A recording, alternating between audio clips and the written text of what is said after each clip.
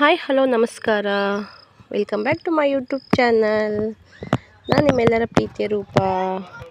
ಹೇಗಿದ್ದೀರಾ ಎಲ್ಲರೂ ಚೆನ್ನಾಗಿದ್ದೀರಾ ಅಂತ ತಿಳ್ಕೊತಾ ಇದ್ದೀನಿ. ನಾನಿವತ್ತು ಒಂದು ಔಷಧಿ ಗುಣವನ್ನು ಹೊಂದಿರುವಂತಹ ಒಂದು ಗಿಡವನ್ನು ತೋರಿಸ್ತೀನಿ. ಅದು ತುಂಬಾ ಹೆಲ್ಪ್ಫುಲ್ ಅಂತಲೇ ಹೇಳ್ಬಹುದು. ಅದು ಯಾವ ಪ್ಲ್ಯಾಂಟು, ಏನು ಅದರ ಉಪಯೋಗ ಅಂತ ನಿಮಗೆ ತಿಳಿಸ್ಕೊಡ್ತೀನಿ. ಈ ಪ್ಲ್ಯಾಂಟು ನಾವು ಮನೆ ಹತ್ರ ಸಾಮಾನ್ಯವಾಗಿ ಸಿಗುತ್ತೆ. ಅಂದರೆ ನಾವು ಮನೆ ಹತ್ರ ಹಾಕಿರ್ತೀವಿ. ಕೆಲವೊಂದು ಔಷಧಿ ಗಿಡಗಳನ್ನ ನಾವು ಸಾಮಾನ್ಯವಾಗಿ ಹಳ್ಳಿಗಳಲ್ಲಿ ಮನೆ ಹತ್ರ ಹಾಕಿರ್ತೀವಿ. ಸೊ ಇದು ಕೂಡ ನಾವು ಮನೆ ಹತ್ರನೇ ಹಾಕಿದ್ದೀವಿ. ಸೊ ಇದರ ಉಪಯೋಗವನ್ನು ನಾನು ತಿಳಿಸ್ಬೇಕು ಅಂತ ಬಂದಿದ್ದೀನಿ. ಅದು ಯಾವ ಗಿಡ, ಏನು ಗಿಡ ಅಂತ ನಾನು ನಿಮಗೆ ತಿಳಿಸ್ಕೊಡ್ತೀನಿ. ಅದಕ್ಕಿಂತ ಮುಂಚೆ ಯಾರೆಲ್ಲ ಹೊಸದಾಗಿ ನನ್ನ ಚಾನಲನ್ನು ನೋಡ್ತಾ ಇದ್ದೀರೋ ಪ್ಲೀಸ್ ಸಬ್ಸ್ಕ್ರೈಬ್ ಮಾಡಿಕೊಂಡು ಸಪೋರ್ಟ್ ಮಾಡಿ.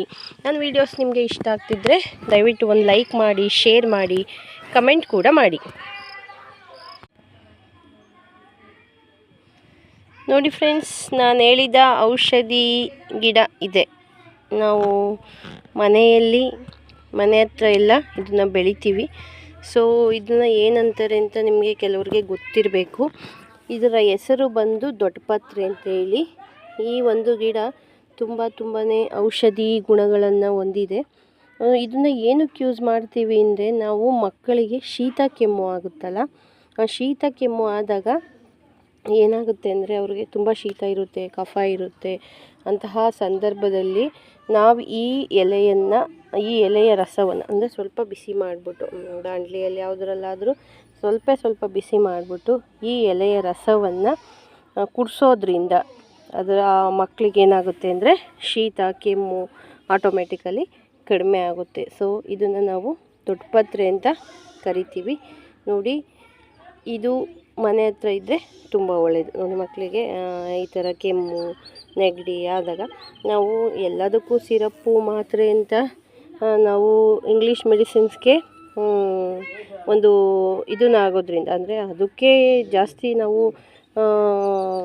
ಡಿಪೆಂಡ್ ಆಗೋದ್ರಿಂದ ನಮ್ಮ ಆರೋಗ್ಯ ಸ್ವಲ್ಪ ಏರುಪೇರಾಗುವಂತಹ ಚಾನ್ಸಸ್ ಇರುತ್ತೆ. ಸೊ ಈ ಥರ ಮನೆ ಮದ್ದುಗಳು, ಇದರಲ್ಲಿ ಮನೆ ಹತ್ರ ಸಿಗುವಂತಹ ಔಷಧಿ ಗಿಡಗಳನ್ನ ಯೂಸ್ ಮಾಡೋದ್ರಿಂದ ಆರೋಗ್ಯಕ್ಕೆ ಒಳ್ಳೆಯದು. ಸೊ ತುಂಬಾ ಹೆಲ್ಪ್ಫುಲ್ ಆಗುತ್ತೆ ಅಂತಲೇ ಹೇಳ್ಬಹುದು. ನೋಡಿ, ವಿಷಯ ಮತ್ತು ಅದರ ಉಪಯೋಗವನ್ನು ಸಿಂಪಲ್ಲಾಗಿ ಹೇಳಿದ್ದೀನಿ. ಈ ಥರ ಒಂದು ಪ್ಲ್ಯಾಂಟು ಎಲ್ಲಾದರೂ ಸಿಕ್ಕಿದ್ರೆ ದಯವಿಟ್ಟು ಮಿಸ್ ಮಾಡ್ಕೋಬೇಡಿ. ತೊಗೊಂಬಂದು ಮನೆ ಹತ್ರ ನೀವು ಎಲ್ಲಾದರೂ ಒಂದು ಪಾಟಲ್ಲಿ ಎಲ್ಲಾದರೂ ಹಾಕಿದಾಗ ತುಂಬಾ ಹೆಲ್ಪ್ಫುಲ್ ಆಗುತ್ತೆ. ಈ ಮಕ್ಕಳಿಗೆ ಸಾಮಾನ್ಯವಾಗಿ ಮಕ್ಕಳಿರೋರ್ಗಂತೂ ತುಂಬಾ ಹೆಲ್ಪ್ಫುಲ್ ಆಗುತ್ತೆ. ನಾವು ಹಾಸ್ಪಿಟ್ಲಿಗೆ ಹೋಗೋದಕ್ಕಿಂತ ಈ ಥರ ಫಸ್ಟ್ ಮನೆ ಮದ್ದನ್ನು ಮಾಡೋದ್ರಿಂದ ಏನು ಪ್ರಾಬ್ಲಮ್ ಇಲ್ಲ ಅಲ್ವಾ.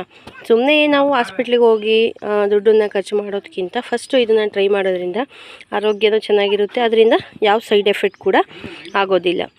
ಓಕೆ ಫ್ರೆಂಡ್ಸ್, ನಾನು ಮತ್ತೊಂದು ವೀಡಿಯೋದೊಂದಿಗೆ ಮತ್ತೊಮ್ಮೆ ನಿಮ್ಮನ್ನೆಲ್ಲ ಭೇಟಿ ಆಗ್ತೀನಿ. ಅಲ್ಲಿವರೆಗೂ ನಗ್ನಗ್ತಾ ಇರಿ, ಖುಷಿಯಾಗಿರಿ, ಆರೋಗ್ಯವಾಗಿರಿ. Thank you so much everyone.